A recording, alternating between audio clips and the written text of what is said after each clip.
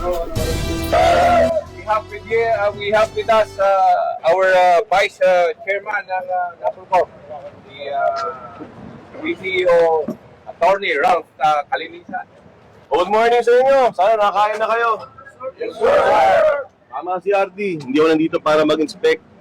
Nandito ako para mangamusta sa inyong lahat. Para makita kung okay naman kayo. Alam ko napakahirap ng buhay ng pulis. Ang magagawa ko na lang ay dumalaw sa inyo at para mangamusta sa inyo.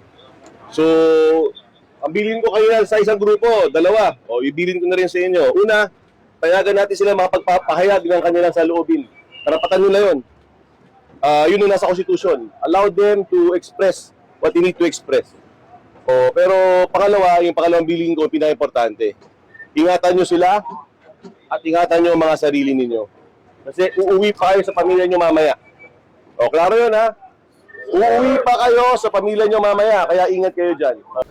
Mula po dito sa lungsod ng Maynila, Ayala Bridge, at saka lang po ng aming Regional Director ng NCRPO, Police Major General Anthony Abrin, at aming Force Commander ng RMFB NCRPO, Police Colonel Celso M. Rodriguez. Ako po ang inyong Police News Network Correspondent, kasama ang buong pwersa ng Police News Network Correspondent, alagad ng batas, tagataguyod ng balitang pulis. Police News Network, alagad ng batas, tagapagtaguyod ng balitang pulis, sandigan ng mamamayan, patnubay ng katotohanan.